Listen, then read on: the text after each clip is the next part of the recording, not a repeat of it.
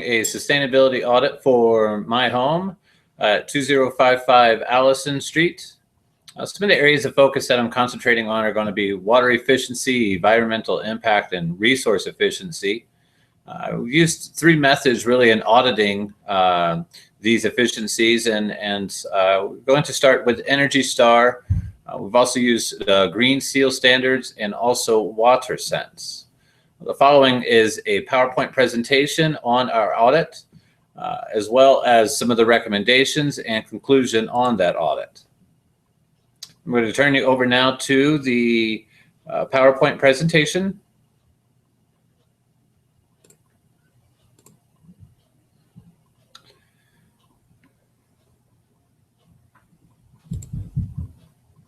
Okay, the first presentation here is a sustainability audit for 2055 Allison Street. And as you can see, the audit does not focus on the electricity used, but more on the broader areas of sustainability.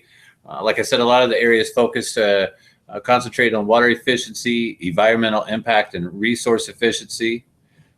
What this means is that the efficiencies, like with transportation, were measured, and in those measurements, we wanted to look at the type of gas, the amount of gas that was being used, the amount of oil that was being used, and just the overall efficiency of the vehicle. To bring that towards the home, we also wanted to do the types of chemicals that we used around the home, to see which ones were good for the environment and which ones were bad, and how we needed to change that. And as well as the water efficiency, how much water we were using, and where that water was coming from, and what we're going to do in order to maximize our efficiency in our water usage.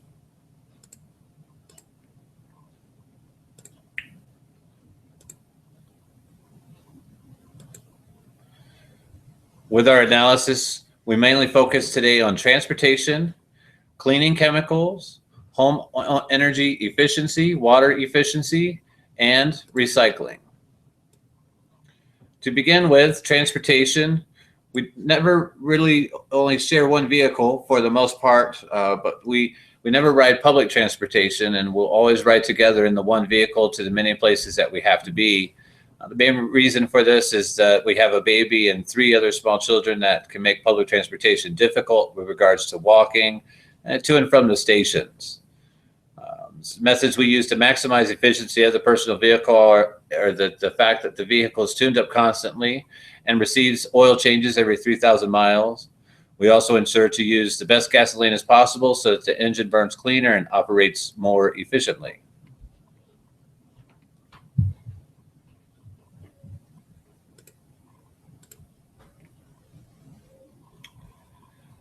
The second item we're looking at is cleaning chemicals. Cleaning chemicals were combined into 2 different types. The first one was harmful chemicals that are used, such as bleach, Windex Comet, and even palm olive hand soap dish. Some organic chemicals that we use are like Pine Sol and Nature's Own window cleaner. A lot of our shampoos and body soaps are also organic, so when that stuff washes down the drain, it's not going to harm the environment as much as some of the other chemicals that are out there for soaps and such. The next item is home energy efficiency, and with home energy efficiency, we looked at the types of main appliances that we have: the fridge, clothes dryer, the water heater, the furnace, the stove, the oven, and even our clothes washer. We wanted to find out how old these appliances were, how much energy they're drawing, and what kind of energy. And so we took a look at that and made some notes into some of the reasons why our home energy cost and carbon footprint are so high.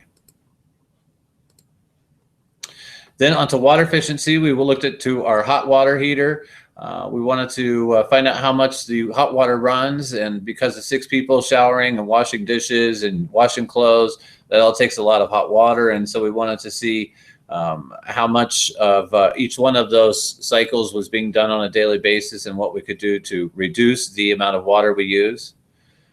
There are 6 people in the house, and therefore the water heater really can't keep up with the amount of people in the home. So everyone showers every other day, and this is just one small thing that we did in order to be as efficient as possible. But we'll certainly go through the audits and find some better resolutions in order to be more water efficient. And then finally, recycling. We wanted to look at our glasses, our plastics, aluminums, and papers, as well as compostables, to find out how much we're recycling of those items and what items we could recycle more of.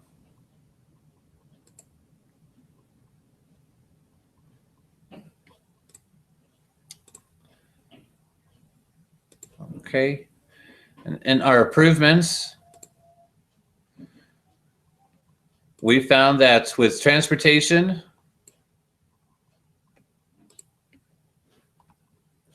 some of the better things that we could do to improve on our transportation was using public transportation more to get to work daily during the week, and upgrade the vehicle if possible, trade it in for a more efficient vehicle.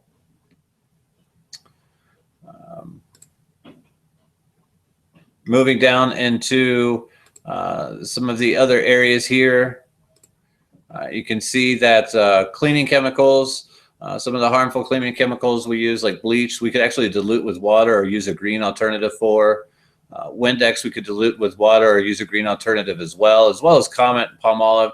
You know, these items are really good items because they're very effective, but there are just as effective other items out there that we could use.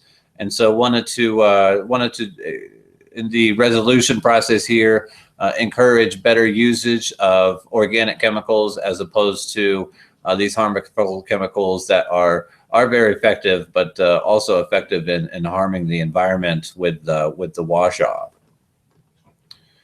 Home energy efficiency, such as the fridge, there's nothing really we could do there because it's a brand new fridge and it's a Star Energy Star efficient refrigerator. The clothes dryer, water heater, furnace, stove, oven, and clothes washer are all relatively old appliances, and so recommendations for those are to replace them for newer and more efficient models. With our water efficiency, one of the things that we could do is the hot water runtime for laundry, dishes, and showers. So there's 6 people in the house, and therefore the water heater just can't keep up with the amount of people in the home. So everyone does have to shower every other day, and one of the things that we could do is use less hot water and shower using a milder temperature to keep the water heater from operating so heavily. So, you know, not turning the hot water on full blast each time everybody gets into the showers is a great way to reduce that. Also with glass, plastics, aluminums, and papers, we could certainly recycle those as much as possible, but wanted to focus mostly on composting, as a lot of the food that we don't eat gets thrown out, and that's a huge portion of our carbon footprint with not reusing some of the foods, as far as creating a compost and then using the compost to provide a nice soil for growing our own food.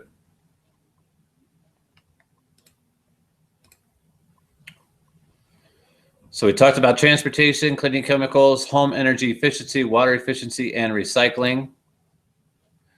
Here you can see a chart which describes a lot of the current rates for our transportation, cleaning chemicals, home energy, water efficiency, and recycling. The orange areas show the proposed rates, which they should be. We should be at about the 80% efficiency rate with transportation, given the new recommendations, which is improvement of about 30%. You can see with cleaning chemicals and also with recycling, those are things that we could definitely be 100% at.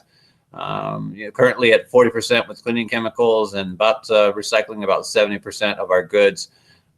So we could definitely improve those, and it shows the 60% cleaning, 60% improvements in cleaning chemicals, as well as a 30% increase in recycling, and that's mostly, like I said, compostables.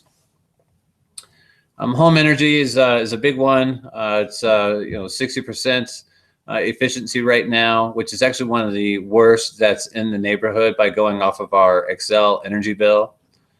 But also our water efficiency, we do use a lot of water, being 6 people in the home. And so that's one of those items that could be improved upon as well.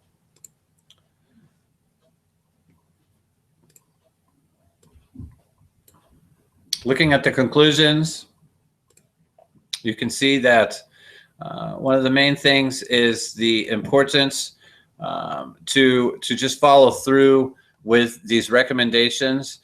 They will greatly increase the ultimate efficiency of the home and will show in the amount of fuel used for energy and gas. By following the graph report supply with every month's electricity bill, it will show the effects of following through with the recommendations. Water usage will be lessened as well if recommendations are followed. And by watching the water bill, we will see the reduction in water usage month to month as the efforts are dialed in.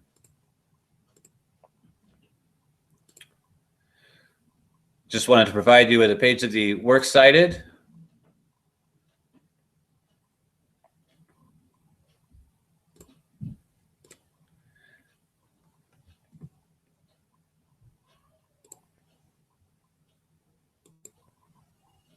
And I want to thank you again for joining and listening to this presentation about the home audit for the 2055 Allison Street home, and look forward to being a better, more sustainable home in the future.